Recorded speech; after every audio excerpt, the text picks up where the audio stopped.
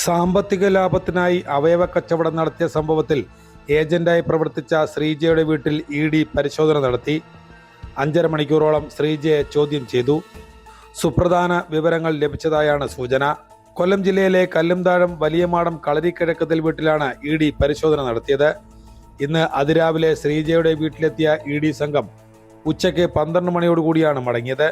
കേസിലെ മറ്റൊരു പ്രതിയായ കൊല്ലം പട്ടത്താനം ലത്തീഫ് മനസ്സിലിൽ സുധീർ ഇപ്പോൾ വാടകയ്ക്ക് താമസിക്കുന്ന വീട്ടിലും ഇ.ഡി. പരിശോധനയ്ക്ക് എത്തിയിരുന്നു.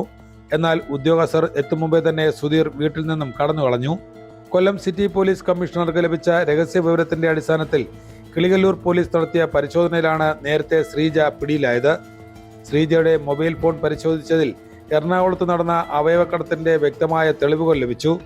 ഇതോടെയായിരുന്നു അറസ്റ്റ് നടന്നത്. തുടർന്ന് നടത്തിയ അന്വേഷണത്തിലാണ് മറ്റൊരു ഏജന്റായി പ്രവർത്തിച്ച സുധീറിനെയും അവയവം നൽകിയ യുവാവിനെയും കുറിച്ച് വിവരം ലഭിച്ചത്. അന്ന് പ്രതികളിൽ നിന്ന് മൊബൈൽ ഫോണും വ്യാജ ആധാർ കാർഡും നിരവധി രേഖകളും പിടിച്ചെടുത്തിരുന്നു. അതേസമയം ശ്രീജ ഇങ്ങനെയൊരു കേസിൽപ്പെട്ടെന്ന കാര്യം നാട്ടുകാർക്ക് ഇപ്പോഴും വിശ്വസിക്കാൻ കഴിഞ്ഞിട്ടില്ല. ഇവരെ അറിയാമെന്ന് വെച്ചാൽ കണ്ടിട്ടുണ്ട്, കാണും, എടുക്കും, ഇതെല്ലാം ചെയ്യും. വലിയ സഹകരണങ്ങൾ ഞാനുമായിട്ടില്ല. പക്ഷെ ഇങ്ങനൊരു സംഭവം ഇങ്ങനെ ഇവിടെ ഈ കൊച്ചിനെ സംബന്ധിച്ച് നല്ലൊരു കൊച്ചായിരുന്നു. ഇത് പെട്ടെന്നുണ്ടായ ഒരു സംഭവമാണ്. ഇത് ഇവിടെ പറഞ്ഞ് നമ്മൾ കേട്ടെന്നേ ഉള്ളൂ. ഞങ്ങൾക്ക് ആർക്കും ഇത് വിശ്വസിക്കാൻ വയ്യ. ഈ കൊച്ചിനെ സംബന്ധിച്ച് നല്ലൊരു കൊച്ചാണ്, ഇത്രയേ അറിയത്തുള്ളൂ. പിന്നെ ബാക്കി കാര്യങ്ങളൊന്നും എനിക്ക് അറിഞ്ഞുകൂടാ. പിന്നെ ഞാനും ആ വീടുമായിട്ട് സഹകരണമില്ല. ഭർത്താവ് കൂലിപ്പണിക്ക് പോകുക, അവന് സുഖമില്ലാത്തതാ. കൂലിപ്പണിക്ക് പോകുകയാണ്. ആ കൊച്ചിന് സുഖമില്ല. 2 പെൺപിള്ളേരുണ്ട്, നല്ല രീതിയിൽ പഠിക്കുന്നു. പിന്നെ ആ കൊച്ച് അണ്ടി ഓഫീസിൽ പോകുന്നു, അണ്ടി വെട്ടും, അണ്ടി തല്ലും ഒക്കെയാണ്. അതിനെ സംബന്ധിച്ച് ആരും വിശ്വസിക്കത്തില്ല.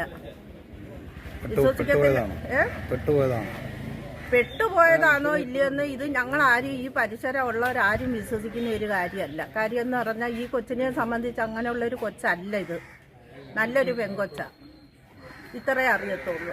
സാമ്പത്തിക ഇടപാട് നടന്നിട്ടുണ്ടെന്ന് എറണാകുളത്തെ ആശുപത്രിയിൽ നിന്നും വ്യക്തമായ വിവരം ലഭിച്ചതിന്റെ അടിസ്ഥാനത്തിലാണ് ഇടനിലക്കാരുടെ വീട്ടിലും ഇപ്പോൾ പരിശോധന നടത്തിയത്.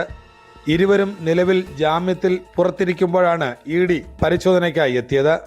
നേരത്തെ പിടിച്ചെടുത്ത രേഖകളും സാമ്പത്തിക ഇടപാടുകളുമായി ബന്ധപ്പെട്ട വിവരങ്ങളും കേന്ദ്രീകരിച്ചാണ് ഇ.ഡി. അന്വേഷണം പുരോഗമിക്കുന്നത്. കേസിൽ കൂടുതൽ പേരുടെ പങ്കാളിത്തവും പണമിടപാട് ശൃംഖലയും സംബന്ധിച്ച് അന്വേഷണം തുടരുകയാണെന്ന് അധികൃതർ അറിയിച്ചു.